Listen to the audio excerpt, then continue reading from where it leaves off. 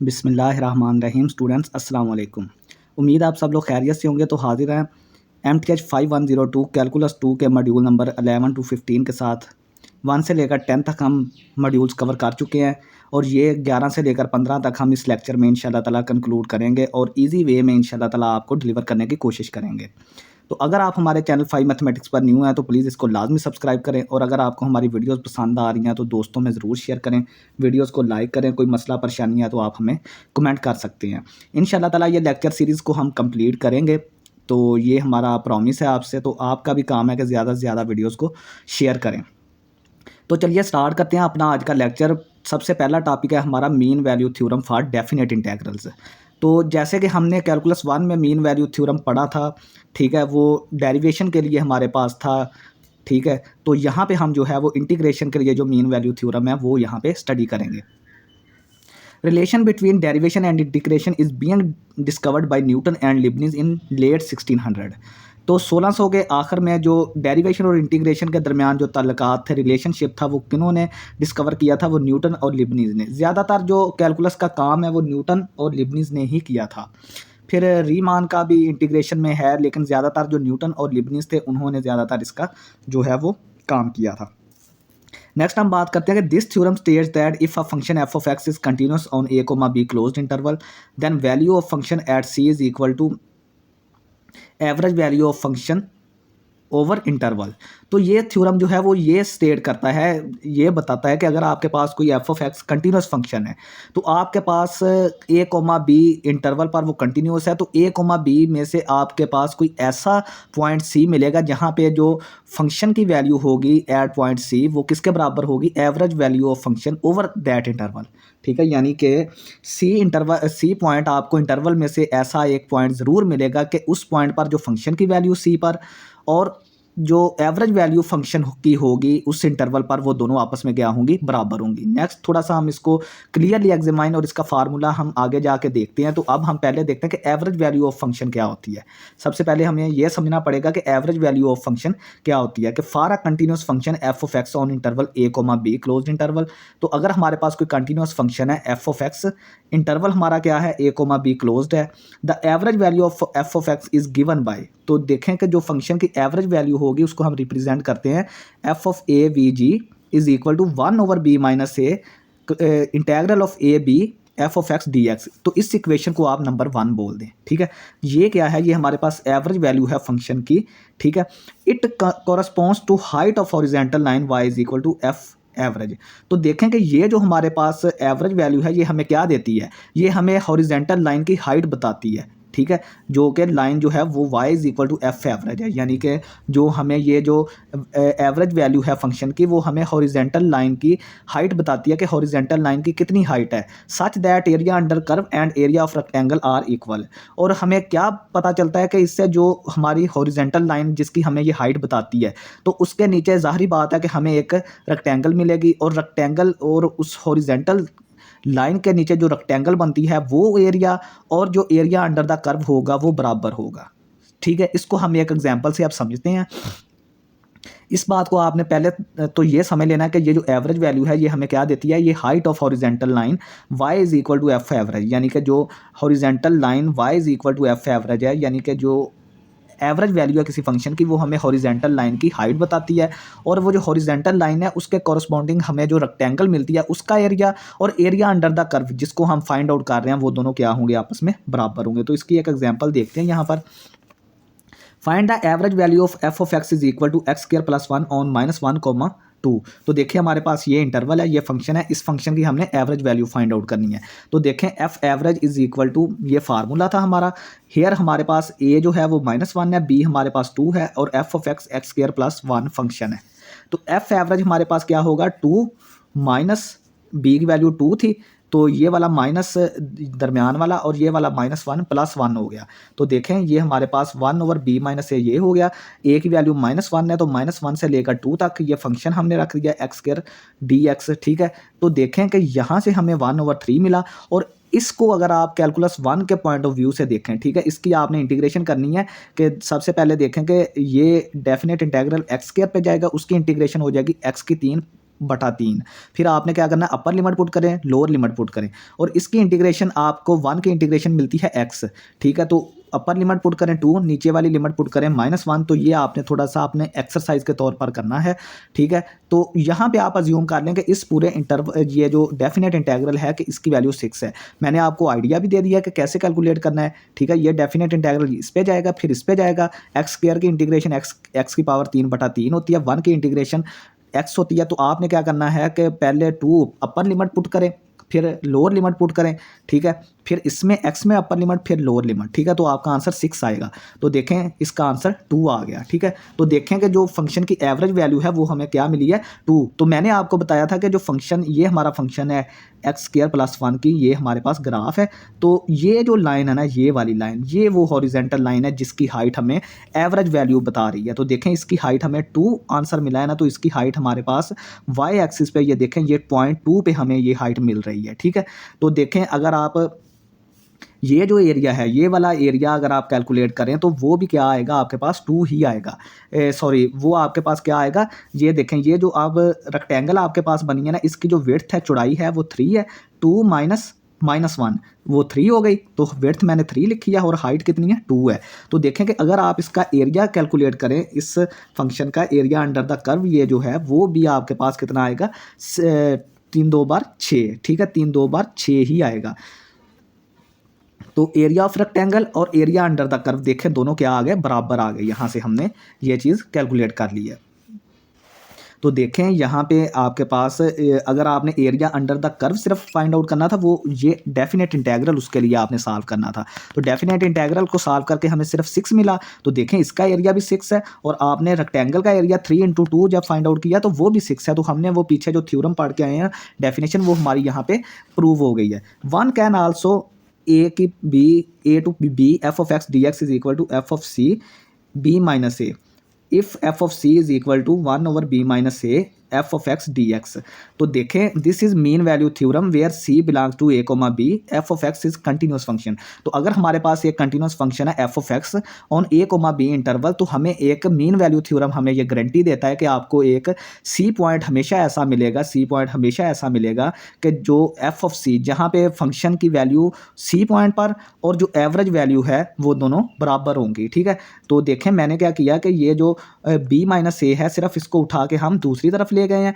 दूसरी तरफ लेके गए तो ये f of c into b minus a, ये b माइनस a डिवाइड हो रहा था, उधर जाकर मल्टीप्लाई हो जाएगा। तो ये वाली इक्वेशन जो है सिर्फ इस तरह बनी है कि b माइनस a को उस तरफ ले जाएं, बाकी इस तरफ क्या रह जाएगा, f of x dx a की पावर a की b। यही मीन वैल्यू थ्योरम जो है वो हमें गारंटी देता है कि आपको क्लोज्ड इंटरवल ए बी में से सी एक ऐसा पॉइंट मिलेगा जहाँ पे जो फंक्शन की वैल्यू है एट दैट पॉइंट सी, वो किसके बराबर होगी, वो एवरेज वैल्यू ऑफ फंक्शन के बराबर होगी, ठीक है। तो नेक्स्ट हमारे पास एक और एग्जांपल है कि find the average value of f of x is equal to 3x + 1 on, ये हमारा फंक्शन है, ये हमारा इंटरवल है, and find c belongs to 1,5। तो जो मीन वैल्यू थ्योरम कहता है कि 1,5 इंटरवल से आपको एक c पॉइंट मिलेगा, तो आपने उस c पॉइंट की वैल्यू भी फाइंड करनी है सच दैट, और यही तो मीन वैल्यू थ्योरम ने बताया था कि जो f ऑफ c है, यानी कि c की फंक्शनल वैल्यू एवरेज वैल्यू के बराबर होगी। इसको इस्तेमाल करके हमने c की वैल्यू फाइंड आउट करनी है, और इस फंक्शन की हमने एवरेज वैल्यू फाइंड आउट करनी है। तो चलते हैं, स्टार्ट करते हैं।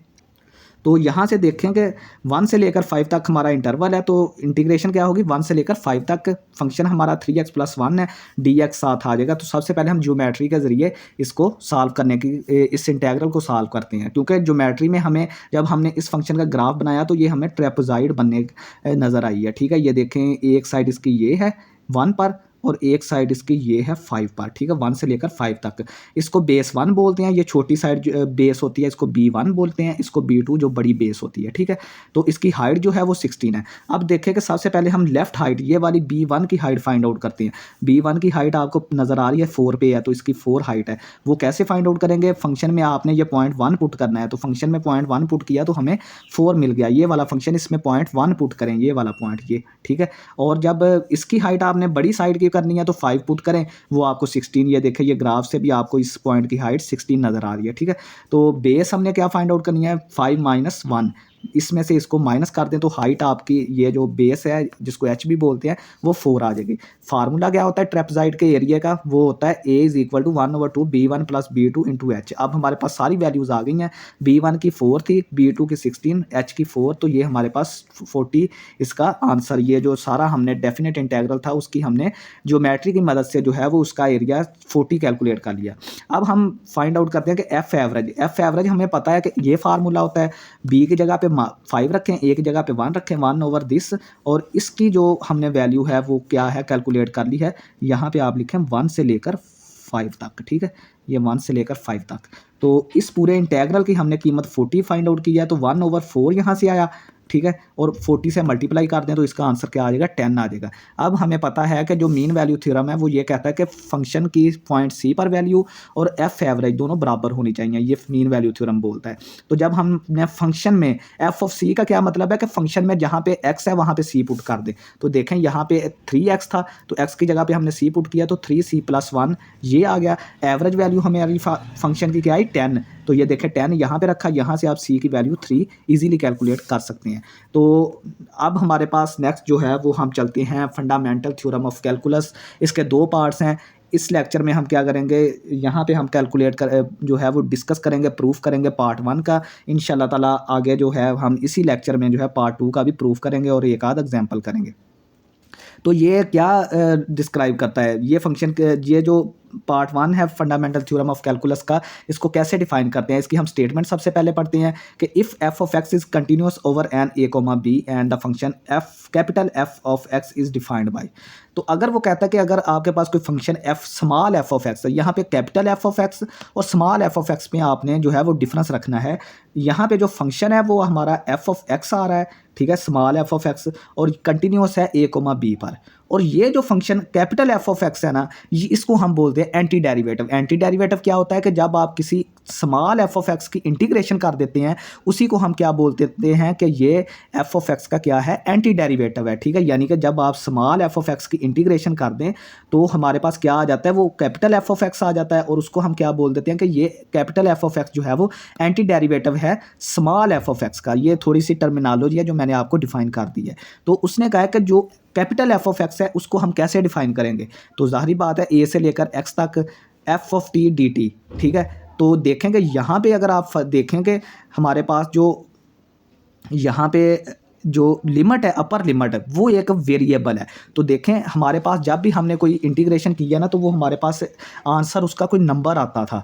तो देखें यहाँ पे अगर हमारे पास हम इंटीग्रेशन करेंगे तो ये वेरिएबल ऊपर वाला एक्स है, तो इसका मतलब ये है कि यानी इसकी जब हम इंटीग्रेशन करेंगे जो हमारे पास आंसर आएगा वो एक फंक्शन होगा एक्स में। तो इसीलिए हमने इसको कैपिटल एफ ऑफ एक्स का नाम दिया है। यानी इसको ये जो अपर लिमिट है इसकी वेरिएबल होने की वजह से जब हम इसकी इंटीग्रेशन करेंगे तो हमें क्या मिलेगा, एक फंक्शन मिलेगा एक्स में आंसर के तौर पर, जिसको हमने कैपिटल एफ ऑफ एक्स लिया है। और जो कैपिटल एफ ऑफ एक्स हमें मिलता है इसकी इंटीग्रेशन करने से, जब हम उसका डेरिवेटिव ले लेंगे, जब हम इंटीग्रेशन हमने किसी फंक्शन की है तो हमें एक फंक्शन ही मिला है दोबारा। फ़र्ज़ करें हमने किसी फंक्शन की इंटीग्रेशन की है और हमने उसका दोबारा जो फंक्शन हमें मिला है उसका दोबारा डेरिवेटिव ले लिया, तो हमें वो फंक्शन जो है जिसकी हमने इंटीग्रेशन की थी वो हमें दोबारा मिल जाएगा over interval a comma b, ठीक है। तो देखें यही चीज़ जो है वो फंडामेंटल थ्योरम ऑफ कैलकुलस का पार्ट 1 कहता है कि अगर आपके पास capital F of x anti derivative है एफ ऑफ एक्स का, ठीक है, तो जब आप कैपिटल एफ ऑफ एक्स का दोबारा डेरिवेटिव लेंगे तो ये फंक्शन आपको दोबारा मिल जाएगा। ये सारी स्टेटमेंट है।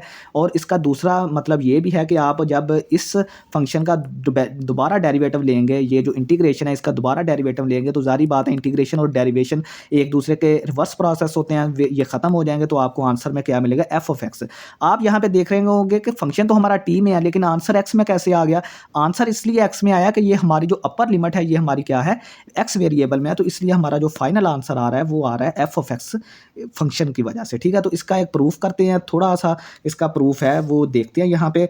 तो हम सबसे पहले क्या करेंगे कि डेफिनेशन ऑफ डेरिवेटिव जो हम कैलकुलस 1 में पढ़ के आए हैं कि किसी फंक्शन का डेरिवेटिव जिसको हम एफ डैश एक्स से रिप्रेजेंट करते हैं, डेरिवेटिव को हम एफ डैश एक्स से रिप्रेजेंट करते हैं। उसमें क्या होता है कि लिमिट आपने लेनी है एच अप्रोचेस टू 0।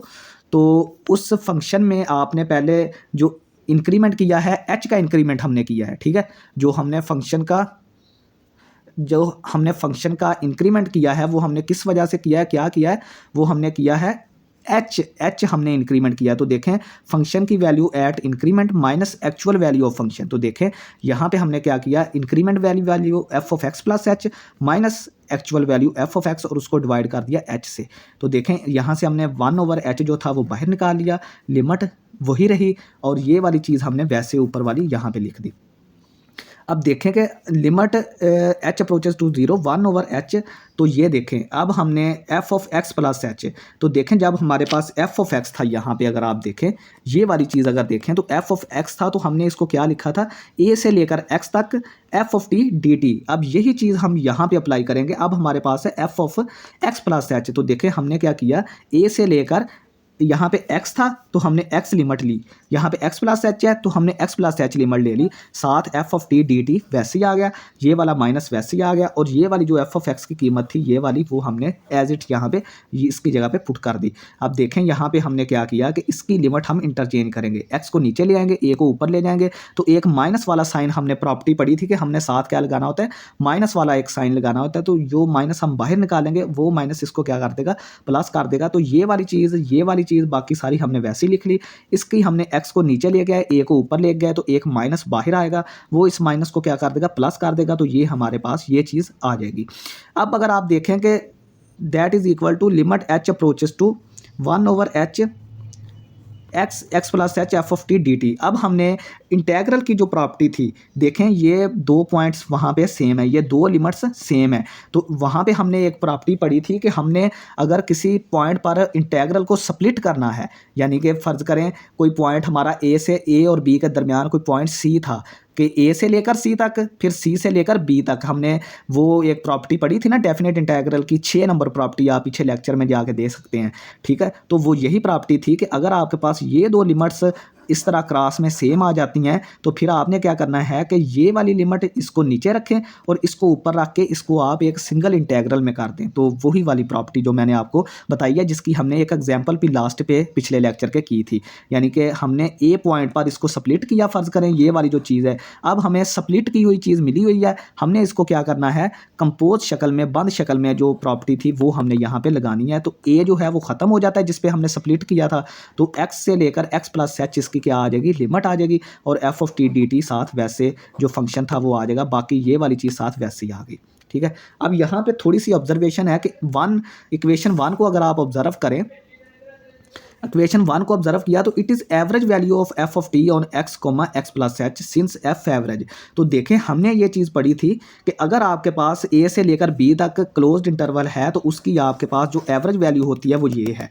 अगर आपके पास कोई फंक्शन, ठीक है, कोई फंक्शन एफ ऑफ एक्स है और वो कंटिन्यूस है ए से लेकर बी तक, तो उसकी एवरेज वैल्यू का हमने ये वाला फार्मूला एफ एवरेज का ये वाला पढ़ा था ना, ए से लेकर बी तक f of x d x 1/b minus a. तो देखें यहाँ से हमने क्या किया, 1/, अब यहाँ पे जो इंटरवल बन रहा है ये देखें ना, ये वहाँ पे जो यहाँ पे ए था वहाँ पे एक्स है, यहाँ पे बी है, वहाँ पे एक्स प्लस एच है। तो हमने जो इंटरवल बना लिया वो अब हमने ए कोमा बी नहीं बल्कि x comma x plus h बना लिया। ठीक है, हमने अब इस हिसाब से चलना है।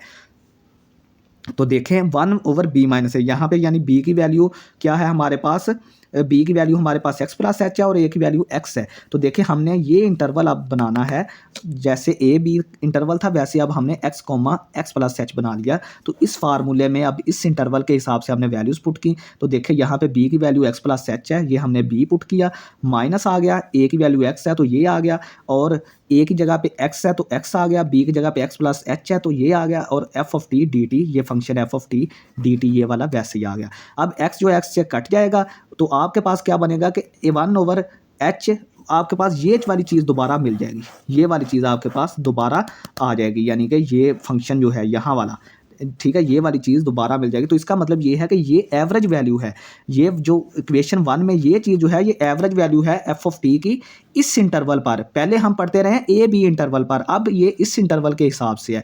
तो देखें यहाँ पे क्या होगा कि according to mean value theorem फिर क्या होगा कि 1/h x plus h f of x d x. तो मीन वैल्यू थ्योरम तो हमें यही कहता है कि जो एवरेज वैल्यू है वो functional value at point c के बराबर होती है। तो वो चीज़ हमने मीन वैल्यू थ्योरम के हिसाब से अब लगा दी कि जो फंक्शन की पॉइंट सी पर वैल्यू है वो हमारे पास एवरेज वैल्यू के बराबर, और एवरेज वैल्यू यहाँ पे क्या है, हमने ये कैलकुलेट, मैंने आपको साबित कर दिया है कि ये वाली चीज़ जो है वो एवरेज वैल्यू है, ठीक है। ये वाली, ये मैंने ये जो यहाँ पे ए बी के हिसाब से आपको लिख के दिखाया है ना यहाँ पे, ये सारी मैंने यही इसी वजह से सारी जद्दोजहद की है। अब हमारे पास क्या होगा कि वन जो है, वन इक्वेशन वन जो है एफ डैश एक्स बराबर है limit h approaches to zero f of c. अब हमने क्या किया कि ये पूरी जो चीज़ थी ये एफ ऑफ सी के बराबर थी, तो इस इक्वेशन वन में ये जो इक्वेशन वन है यहाँ पे वन ओवर एच के साथ हमने क्या लिख दिया, लिमिट के साथ हमने ये वन ओवर एच इतनी पूरी चीज़ को हमने क्या लिख दिया, एफ ऑफ सी, क्योंकि हमने ये देखे यहाँ पे लिखा है कि ये सारी चीज़ किसके बराबर है, एफ ऑफ सी के बराबर। तो यहाँ पे हमने वन में क्या किया, लिमिट लिखे साथ एफ ऑफ सी कर दिया। अब आप देखें कि जैसे जैसे आपका एच जो है वो जीरो को अप्रोच करेगा तो एक्स प्लस एच, ये जीरो, जब एच में आप जीरो पुट करें तो एक्स प्लस एच आपका एक्स की तरफ जाएगा, क्योंकि ये देखें एच आपका जीरो की तरफ जा रहा है तो एक्स प्लस एच आपका एक्स की तरफ जाएगा, क्योंकि ये वैल्यू जीरो हो रही है। तो जो सी है, सी आपका एक्स की तरफ चला जाएगा, सी आपका क्या चला जाएगा, एक्स की तरफ। जब सी आपका एक्स की तरफ जाएगा तो ऑटोमेटिकली आपका एफ ऑफ सी जो है वो फिर किसकी तरफ जाएगा, एक्स की तरफ जाएगा, क्योंकि जो सी है वो एक्स की वैल्यू ले रहा है, तो जो एफ ऑफ सी है वो फिर एफ ऑफ एक्स बन जाएगा। तो देखें that implies that f dash x is equal to limit h approaches to zero f of c किसके बराबर आ गया, एफ ऑफ एक्स के बराबर। तो देखें जब limit h approaches to zero हुआ तो ये एफ ऑफ सी किसकी तरफ जा रहा था, एफ ऑफ एक्स की तरफ। तो ये पूरी चीज़ किसकी तरफ चली गई, एफ ऑफ एक्स की तरफ। तो यही चीज़ तो हमने प्रूव करनी थी कि एफ डैश एक्स किसके बराबर हमें मिला, एफ ऑफ एक्स के। तो ये हमारा प्रूफ था। तो देखें यहाँ पे अगर आप गौर करें एफ डैश एक्स किसके बराबर है, एफ ऑफ एक्स के। तो ये चीज़ हमने यहाँ पे प्रूव कर दी है। तो देखें कोई मुश्किल नहीं था, सिर्फ थोड़ा सा कंसेप्ट था इसमें, एक एवरेज वैल्यू, ये यहाँ से जो इतनी चीज़ मैंने आपको एवरेज वैल्यू बताई है कि इस इंटरवल पे ये एवरेज वैल्यू है, ये मैंने साथ आपको हर स्टेप करवा दिया है। फिर मीन वैल्यू थ्योरम अप्लाई किया, ठीक है, कि मीन वैल्यू थ्योरम कहता है कि ये वाली एवरेज वैल्यू एफ ऑफ सी के बराबर होती है। फिर हमने ये एफ ऑफ सी की यहाँ पे पुट कर दी सिंपल। फिर हमने किया कि एच अप्रोचेस टू जीरो है तो एक्स प्लस एच एक्स की तरफ जा रहा है। जब सी हमारा एक्स की तरफ जाएगा तो एफ ऑफ सी हमारा एफ ऑफ एक्स की तरफ जाएगा। तो यहाँ पे हमने यही चीज़ लगाई है कि limit h approaches to zero थी और एफ ऑफ सी हमारा था, तो ये सारा एक्स की तरफ जा रहा है। तो जब ये एक्स की तरफ जाएगा तो एफ ऑफ सी हमारा एफ ऑफ एक्स की तरफ जाएगा। तो इसकी एक एग्जांपल देखते हैं कि use F T C part one, find the derivative of. तो ये हमारे पास फंक्शन है कैपिटल एच ऑफ एक्स। तो इसका हमने डेरिवेटिव फाइंड आउट करना है। तो ये हमें एंटी डेरिवेटिव दे दिया गया है, इसका हमने क्या करना है, डेरिवेटिव फाइंड आउट करना है। तो फंडामेंटल थ्योरम ऑफ कैलकुलस लगा के, वो कोई मुश्किल नहीं है, फंक्शन हमारा है 0 से लेकर x तक, ln natural log of t square plus 1 dt।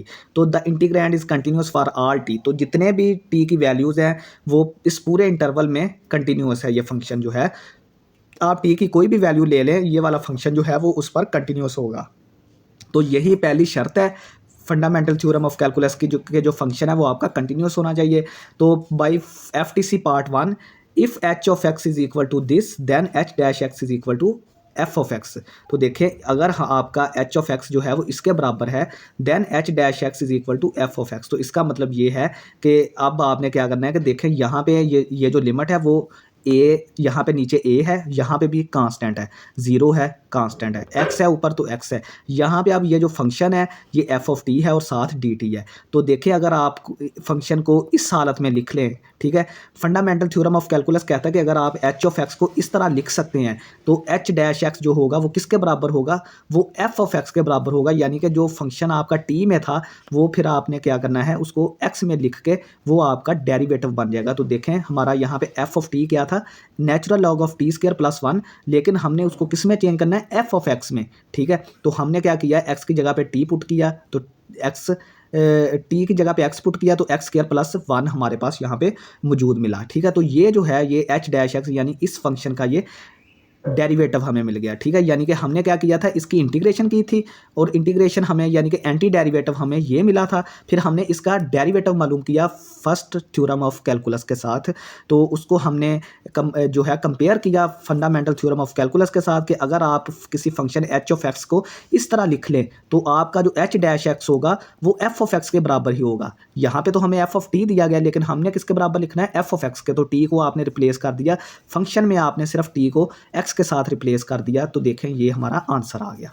Next हमारे पास एग्जांपल 2 है कि let g of x is equal to 0 की पावर 0 से लेकर x की power 3 natural log of 1 plus t square d t find g dash x. इसका भी हमने डेरिवेटिव फाइंड आउट करना है। तो देखें यहाँ से ये जो थोड़ा सा ईजी करने के लिए हम क्या करेंगे कि जो x की पावर 3 है उसको u के बराबर लेट कर लिया, तो जी एक्स हमारा क्या बन गया, फिर ये फंक्शन 0 से लेकर u तक natural log of 1 plus t square d t. तो by fundamental theorem of calculus लगाएंगे और साथ इसके एक चेन रूल लगाएंगे। चेन रूल क्यों लगाएंगे, क्योंकि हमने जो लेट किया है वो u किया है और हमारा एक्चुअल फंक्शन जो है वो x का है। तो देखें जो भी हम चीज़ करते हैं, जब इस तरह कंपोजिशन करते हैं तो वहाँ पे हम क्या करते हैं, चेन रूल लगा लेते हैं। तो यहाँ पे देखें कि हमारा जी डैश एक्स फिर क्या होगा, जी डैश एक्स सिंपल क्या होगा कि ये जो फंक्शन है इसका डेरिवेटिव, ये देखें ये जो फंक्शन है इसका, अब हम ये जो फंक्शन है इसका डेरिवेटिव बन जाएगा, जी डैश एक्स बन जाएगा।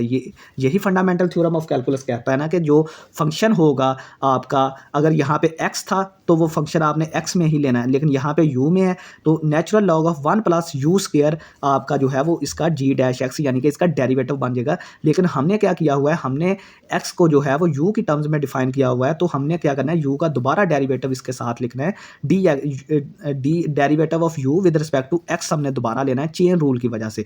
तो देखें आप क्या करें कि u की वैल्यू यहाँ पे पुट कर दें, तो वो था x की पावर 3 का स्क्वायर हो जाएगा, तो नेचुरल लॉग वैसे ही आ गया, और u का डेरिवेटिव ले तो वो पावर रूल के साथ 3x स्क्वायर बनता है। तो ये देखें मैंने du ओवर dx ये जो था उसका 3x स्क्वायर लिख दिया। अब इसको 3x स्क्वायर को पहले ले जाएं, नेचुरल लॉग को बाद में, और 1 प्लस x की पावर 6 आपका क्या आ जाएगा, यहाँ पे आंसर आ जाएगा फाइनल। तो थोड़ा सा इसमें कॉम्प्लिकेशन थी चेन रूल वाली, बाकी सारा सिंपल वही काम था। ये जो हमने यहाँ पे x की 3 को लेट कर लिया था ना u के बराबर, उसकी वजह से हमें यहाँ पे du ओवर dx रखना पड़ा, वरना अगर आप इसी को रखते तो फिर कोई इशू नहीं था। लेकिन हमने इजी करने के लिए इसको सब्स्टिट्यूट पहले किया, लेट कर लिया, फिर उसको हमने जो है, हमें नज़र आया कि यार हमारा जो लिमिट थी वो x में थी, लेकिन जो अभी फंक्शन आ गया वो आ गया u में, तो आपने u का दोबारा डेरिवेटिव लेना है with respect to x। Next हमारे पास है fundamental theorem of calculus part 2 इसका। तो it is if f is continuous on a comma b and capital fx is any antiderivative of f of x then, तो देखें अगर हमारे पास कोई फंक्शन कंटिन्यूस है a कोमा b पर, तो कैपिटल f ऑफ x जो है वो उस फंक्शन का क्या होगा, एंटी डेरिवेटिव होगा, यानी कि उस फंक्शन की अगर हम इंटीग्रेशन करें तो हमें कैपिटल f ऑफ x मिलेगा। तो देखें यहाँ पे क्या होगा, फिर a से लेकर b तक हमारे पास कोई फंक्शन था f ऑफ x dx, हमने उसकी इंटीग्रेशन की तो हमें क्या मिल गया, कैपिटल एफ ऑफ एक्स। तो फिर आपने क्या करना है कि पहले अपर लिमिट पुट करनी है, upper limit F of x में पुट करेंगे तो एफ ऑफ बी आ जाएगा, माइनस आपने क्या करना है, लोअर लिमिट पुट करनी है, तो इसमें आप लोअर लिमिट पुट करेंगे तो एफ ऑफ ए आ जाएगा, इसको इक्वेशन 1 बोल दें। तो यही फंडामेंटल थ्योरम ऑफ कैलकुलस का पार्ट 2 है कि अगर आपके पास कोई स्मॉल एफ ऑफ एक्स है तो आप उसका अगर इंटीग्रेशन करते हैं तो वो आपके पास कैपिटल एफ ऑफ एक्स आता है। तो ये मैंने नीचे ये जो है वो मैंने लिखा है मैथमेटिकली। फिर आपने क्या करना होता है, अपर लिमिट इसमें पुट करें, लोअर लिमिट पुट करें माइनस डालकर, तो ये चीज़ आपके पास 1 इक्वेशन आ जाएगी। अब इसका प्रूफ थोड़ा सा देखते हैं। प्रूफ ये है कि आपने ये जो इंटरवल था ए से लेकर बी तक उसको आपने पार्टीशन करनी है, ठीक है। पार्टीशन क्या करनी है, पी लेट कर लिया कि पी हमारे पास x i is equal to i हमारा है 0 से लेकर n तक, ठीक है। तो देखें 0 पुट करेंगे तो x0 हमें पहला पॉइंट a मिल जाएगा, x1 पुट करेंगे तो ये वाला पॉइंट मिलेगा, x2 पुट करेंगे तो ये, xn पुट करेंगे तो हमें लास्ट पॉइंट b मिल जाएगा, ठीक है। तो ये हमने क्या किया, इंटरवल की हमने पार्टीशन कर दी a b इंटरवल की। देन हमारे पास क्या होगा कि जब हमने पार्टीशन की तो हमने क्या किया कि जो फंक्शन हमें मिला था, ठीक है, ये वाला जो फंक्शन हमें मिला था, इसमें हमने b की जगह पे xn रख दिया क्योंकि b जो है वो xn के बराबर है। a की जगह हमने x0 पुट कर दिया क्योंकि a जो है वो x0 के फर्स्ट पॉइंट के बराबर है, तो ये हमने कर दिया। अब हमने क्या किया कि एक टर्म जो है वो इसमें जमा भी की और माइनस भी की। ये f of x minus n जो है वो इसमें जमा भी की और इसमें माइनस भी की। तो जो माइनस वाली थी वो हमने इसके साथ f ऑफ xn के साथ कंबाइन कर दी, और जो जमा वाली थी f ऑफ xn माइनस 1 वो हमने xn माइनस 2 इस तरह करके जो चलते जा रहे हैं आगे उनके साथ हमने कंबाइन कर ली। लास्ट पे हमारे पास क्या बचा, लास्ट पे हमें बचा f of x1 minus f of x0। तो देखें यहाँ पे अगर आप थोड़ा सा पैटर्न को गौर करें तो यहाँ पे xn है, तो इससे आगे जो है माइनस जो हो रहा है वो हो रहा है इससे पिछला xn माइनस वन, फिर यहाँ पे xn माइनस वन है, फिर इससे माइनस हो रहा है इससे पिछला यानी n माइनस टू, यहाँ पे n माइनस वन है, यहाँ पे n माइनस टू है, यानी कि एक इंटीजर जो है n माइनस वन जो है वो अगला जो है वो उससे अगला इंटीजर माइनस हो रहा है, यानी कि n माइनस वन और उससे पिछला इंटीजर n माइनस टू, ये xn है और इससे पिछला जो है वो xn माइनस वन हो रहा है माइनस, ठीक है। इसी तरह यहाँ पे जो है वो f ऑफ x वन है हमारे पास, तो माइनस हो रहा है f ऑफ x नॉट, यानी वन से पिछला नॉट। तो ये जब हम इसको समेशन फॉर्म में लिखेंगे तो हमारे पास इस तरह के ये फार्मूला बनेगा समेशन फॉर्म में। तो i हमारा वन से लेकर n तक जाएगा, तो जब आप इसमें i की वैल्यू वन पुट करेंगे तो आपके पास ये वाला कम्बिनेशन बनेगा, जब टू पुट करेंगे तो इससे पीछे वाला बनेगा। इसी तरह जब आप यहाँ पे पुट करेंगे n माइनस वन तो आपको ये वाला कम्बिनेशन मिलेगा, जब n पुट करेंगे तो आपको ये वाला कम्बिनेशन मिलेगा। तो कैलकुलस वन में आपने मीन वैल्यू थ्योरम पढ़ा था, वो ये कहता था कि अगर आपका कोई function f of x continuous है on a comma b closed interval पर और फंक्शन आपका डिफरेंशिएबल है on a comma b open interval पर, तो आपके पास एक पॉइंट सी जो है वो ऐसा मस्ट एग्जिस्ट करेगा कि जहाँ पे जो फंक्शन का डेरिवेटिव है वो फंक्शन की एवरेज वैल्यू या के इसके बराबर होगा, ठीक है। इसको एवरेज वैल्यू भी बोलते हैं, यानी कि एफ डैश सी उस पॉइंट सी पर जो फंक्शन का डेरिवेटिव होगा वो इसके बराबर होगा। और आपको पता है फंक्शन का जो डेरिवेटिव होता है वो उस पॉइंट पर टेंजेंट लाइन की स्लोप होती है, जिस पॉइंट पर आप फंक्शन का डेरिवेटिव फाइंड आउट कर रहे हैं ना, वो उस पॉइंट पर जो टेंजेंट लाइन बनती है उसकी स्लोप होती है। और ये जो है वो हमारे पास सीकेंट लाइन की स्लोप है। तो मीन वैल्यू थ्योरम हमें ये बताता है कि आपके पास अगर ए कोमा बी क्लोज इंटरवल पर कोई फंक्शन कंटिन्यूअस है और ए कोमा बी ओपन इंटरवल पर वही फंक्शन डिफरेंशिएबल है, तो आपको सी जो है वो ऐसा पॉइंट ज़रूर मिलेगा जहाँ पर जो टेंजेंट लाइन की स्लोप है वो किसके बराबर होगी, सीकेंट लाइन की स्लोप के बराबर होगी। तो ये सीकेंट लाइन की स्लोप का फार्मूला है और ये टेंजेंट लाइन की स्लोप का फार्मूला है, क्योंकि इसी को हम डेरिवेटिव बोलते हैं। Now since f is antiderivative of f on a comma b closed interval, जैसा कि आपको पता है कि ये जो एफ है वो एंटी डेरिवेटिव है, यानी कि ये इंटीग्रेशन है एफ की on a comma b interval पर, ठीक है।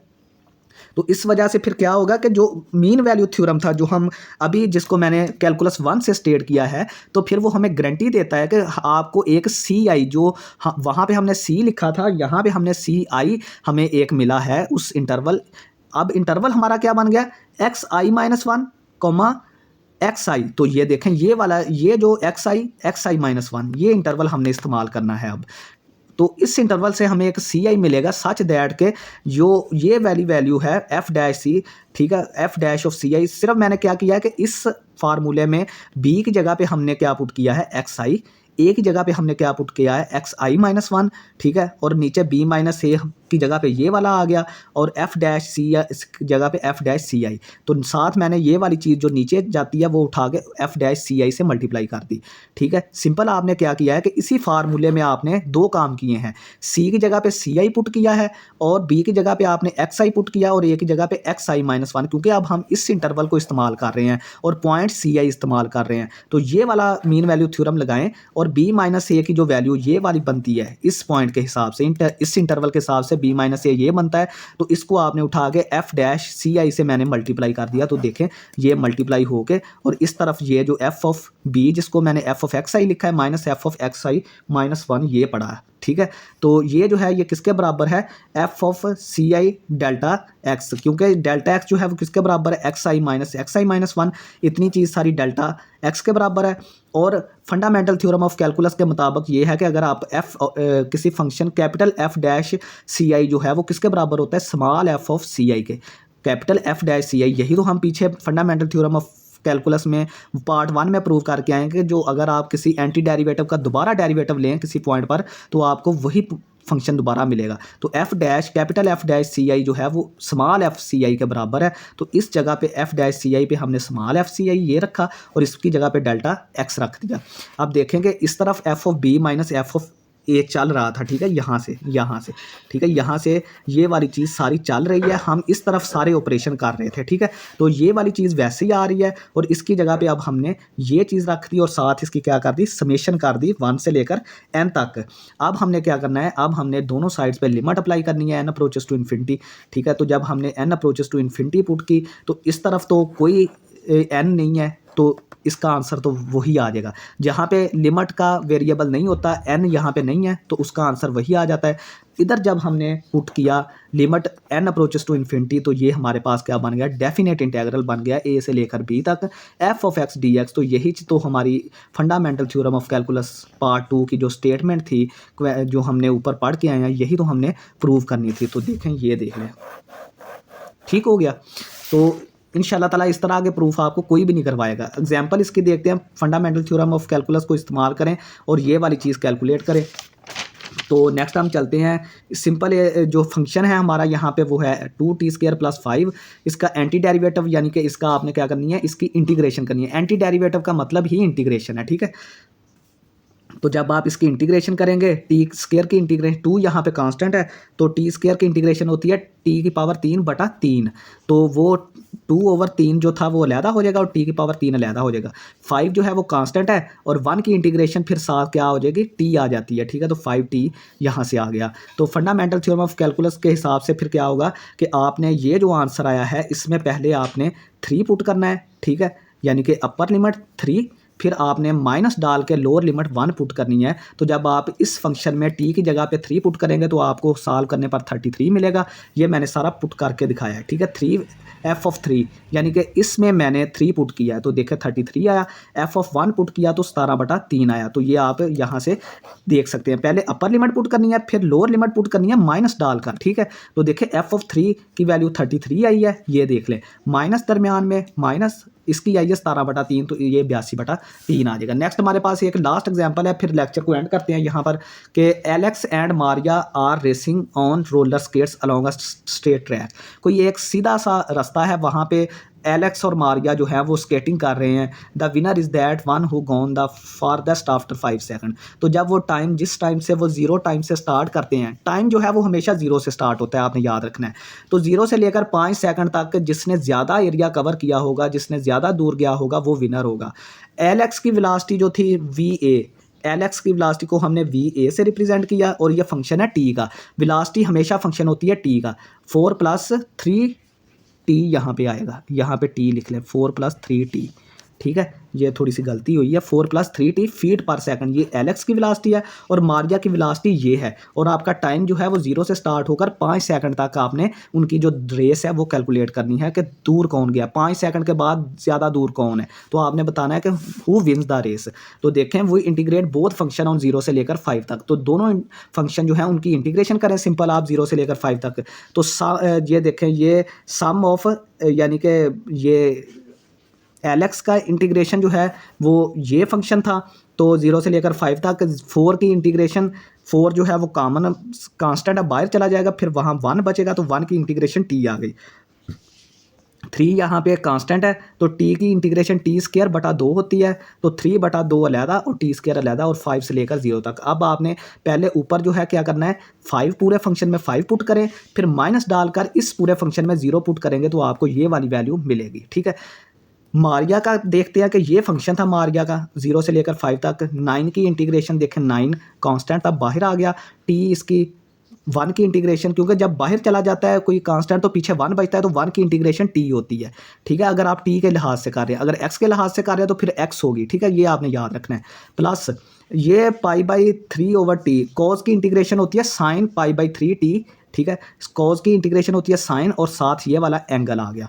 फिर आपने क्या करना होता है, जो एंगल होता है उसका दोबारा डेरिवेटिव लेके उसको बटे में लिखना होता है। तो π/3t का जब डेरिवेटिव लेंगे तो t का डेरिवेटिव 1, आंसर आपका π/3, तो आपने π/3 इसको बटे में लिख लिया।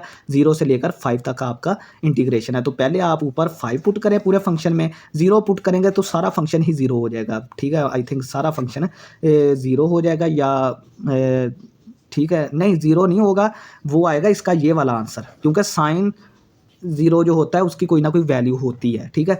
तो देखें, ऊपर 5 पुट किया तो ये 45 आ गया, और नीचे वाला ये, इसमें 5 पुट करें, ठीक है, तो ये आ जाएगा आपके पास। सिंपल आपने ये फार्मूला याद रखना है कि पूरे फंक्शन में पहले 5 पुट करें, उसको सॉल्व करें, फिर दरमियान में माइनस डाल के 0 पुट करके उसको सॉल्व करें, तो आपके पास ये वाला आ जाएगा। तो देखें, एलेक्स जो था उसने ज़्यादा फासला तय किया है 5 सेकंड में, तो एलेक्स जो है वो रेस विन कर गया। तो यहाँ पे हमारा लेक्चर भी ख़त्म हो गया। स्टूडेंट्स, चैनल को लाजमी सब्सक्राइब करें। बहुत शुक्रिया, अल्लाह हाफिज़।